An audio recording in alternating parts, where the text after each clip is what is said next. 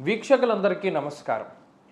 June నెల 2వ తారీఖు దేవగురువైనటువంటి బృహస్పతి కర్కాటక రాశిలోకి సంక్రమణం చేయబోతూ ఉన్నారు.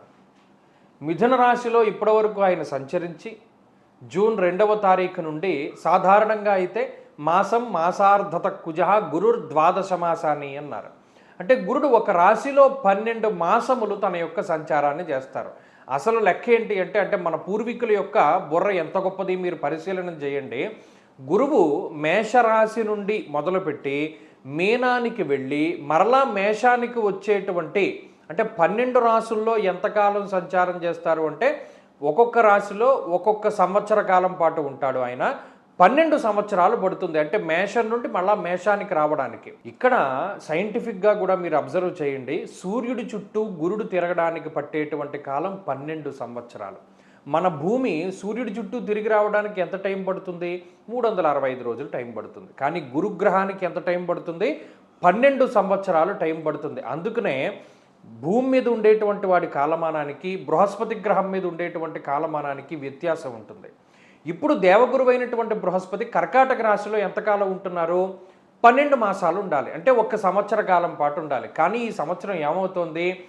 జూన్ నెల 2వ తారీఖు దగ్గర నుండి అక్టోబర్ 31 వరకు గురుడు కర్కాటక రాశిలో సంక్రమణం చేసి నవంబర్ 1వ తారీఖు దగ్గర నుండి జనవరి నెల 26వ తారీఖు వరకు సింహంలోకి సంక్రమణం చేస్తారు. మరలా జనవరి 26వ తారీఖు నాడు కర్కాటకానికి వచ్చి మళ్ళా జూన్ నెల వరకు కూడా ఆయన కర్కాటకంలో సంక్రమణం చేస్తారు. నిజానికి చెప్పాలి అంటే ఈ స్థితిని కొంత విపరీతంగా అభివర్ణించింది పంచాంగ సరళి అనేటువంటి గ్రంథం. ఏకస్మిన్ వత్సరే జీవే రాశిత్రయముపాగతే కునై సప్తకోటిభిః. అంటే ఒకే సంవత్సరం ముందు గురుడు 3 రాశుల్లో సంచరిస్తూ ఉంటే దానివల్ల ఈ భూమండలం మీద 7 కోట్ల పీనుగులు లేచును అనేటువంటి విషయం పంచాంగ సరళి అనేటువంటి గ్రంథంలో చెప్పారు. కాబట్టి అందుకనే మనకి ఇంధన సమస్యలు లేకపోతేనేమో ప్రకృతి వైపరీత్యాలు, యుద్ధ వాతావరణము, ప్రజలు ఇబ్బంది పడ్డము, ఇటువంటివన్నీ మొదలుపెట్టి ఏదో కొత్త వైరస్ వస్తుంది, హంటా వైరస్ అని ప్రచారం జరగడం, ఇవన్నీ కూడా ఏమిటి, దీనికి ఏంటి సంకేతం అంటే రాబోతూ ఉన్నటువంటి వైపరీత్యాలకి. కాబట్టి ఈ బృహస్పతి యొక్క మార్పు ప్రకృతి మీద ఏ విధమైనటువంటి ప్రభావాన్ని చూపెడుతుందో ఇండివిజువల్గా కూడా అదే రకమైనటువంటి ప్రభావాన్ని చూపెడుతుంది. ఆ విషయాన్ని ఈ వీడియోలో క్లుప్తంగా తెలుసుకుందాం. ఒక్కొక్క రాశి పైన గురుని యొక్క సంచార విశేషాలను మనం ఇప్పుడు చూద్దాం. మీనరాశి వారికి జూన్ 2వ తారీఖున మారేటువంటి దేవగురువు అయినటువంటి బృహస్పతి 5వ స్థానమందు తామ్రమూర్తిగా సంచారం చేస్తూ ఉన్నారు. ఎంతో కాలంగా తరలిరాద తనే వసంతం తన దరికి రాని వనాల కోసం అన్నారు. అంటే మనమే వసంతం దగ్గరికి వెళదాం అనుకున్నాం, అబ్బాయి అవ్వట్లా, శనేశ్వరుడు నెత్తి మీద కూర్చున్నాడు, రాహువు 12లో ఉన్నారు, మనం వెళ్ళలేకపోయాం.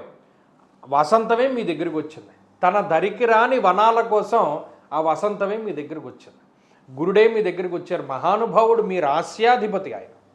ఎప్పుడైతే 5వ స్థానంలో ఉన్నారో మీరు గమనించండి, ఎంత దారుణమైన పరిస్థితి అండి. 2.5 సంవత్సరాలు అయిందండి గురుబలం వచ్చి. ఏలినాటి శని అనుభవించి 2.5-3 సంవత్సరాలు అవుతుందండి.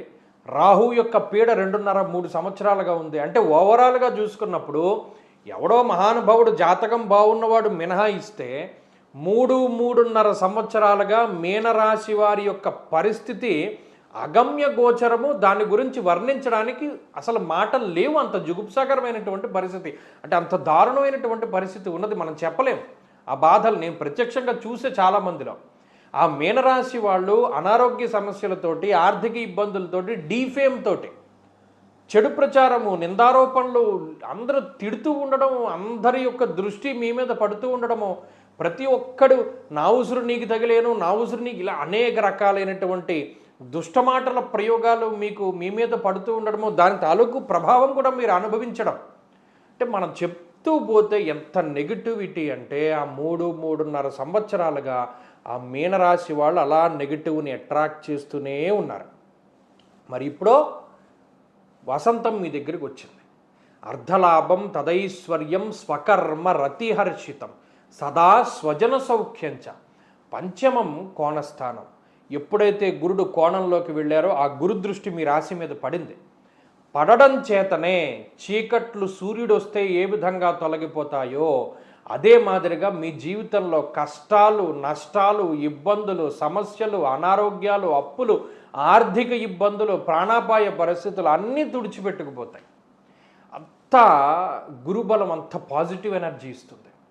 ఎంతంటే అర్ధలాభం, ముఖ్యంగా డబ్బు. మొదట సంపదని ఆకర్షిస్తాడు. సంపద అంటే సంతానానికి సంబంధించినటువంటి విషయాలు, అలాగే శుభ కార్యక్రమాలు, వివాహాది శుభ కార్యక్రమాలు, ఆరోగ్యము, ఐశ్వర్యము, ఇవన్నీ మీ దగ్గరికి వస్తూ ఉంటాయి. తదైశ్వర్యం. స్వకర్మరతి హర్షితం. చేసే పని నచ్చదు, నచ్చిన పని చేయలేము. గతంలో ఆ రకమైన పరిస్థితి ఉంటే ఏది తలుచుకుంటే అది చేయగలిగేటువంటి శక్తి సామర్థ్యాన్ని ఇస్తాడు. మహానుభావుడు ఎవరు? గురుగ్రహం. గతంలో చెప్పాను నేను, మీనరాశి వాళ్ళ పరిస్థితి నేనేమి చెప్పలేను, ఎంత తక్కువగా మాట్లాడుతూ ఉంటే అంతే మంచిది, కానీ ఎప్పుడూ రోజులు ఒకేలా ఉండవు, ఏదో ఒక రోజు వస్తుంది, మారుతుంది పరిస్థితి అని మనం చెప్పుకున్నాం. ఇప్పుడు ఆ సమయం వచ్చింది. కాబట్టి గురువు యొక్క మార్పు ద్వారా జీవితంలో ఉన్న దరిద్రం అంతా పోయింది. అంత మించిన మాట నేను చెప్పలేను. అంత పాజిటివ్గా ఉంటుంది. అది అనుభవించే కొద్దీ మీకే తెలుస్తుంది. గత 3.5 సంవత్సరాలు ఒక ఎత్తు, ఈ గురుడు మారిన తర్వాత ఒక ఎత్తు ఫలితం. మీరు కామెంట్ పెడతారు, ఎస్ ఆ మార్పు మేము చూసాము, జూన్ 2 రాకముందే చూసాము, గురుడు మారకముందే మంచి జరిగింది, ఆ కామెంట్ కూడా పెడతారు మీరు. కాబట్టి మంచి స్వర్ణయుగం, నేను దాన్ని మించి చెప్పలేను.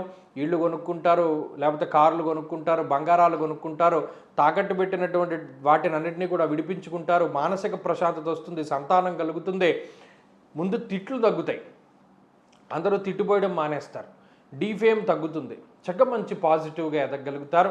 అంత ఐశ్వర్యాన్ని మీరు ఆకర్షిస్తున్నారు. విశ్వంలో ఉన్నటువంటి సమస్త ఐశ్వర్యాన్ని ఇంకా అంతమించిందే ఉంది. కాబట్టి ఇంకా మాట్లాడవలసిందేం లేవు, మాట్లాడుకోవడాలు లేవు, ఇంకా అన్నీ మీరు అనుభవించడమే. అది అనుభవించి ఎలా ఉందో కామెంట్ రూపంలో చెప్పండి.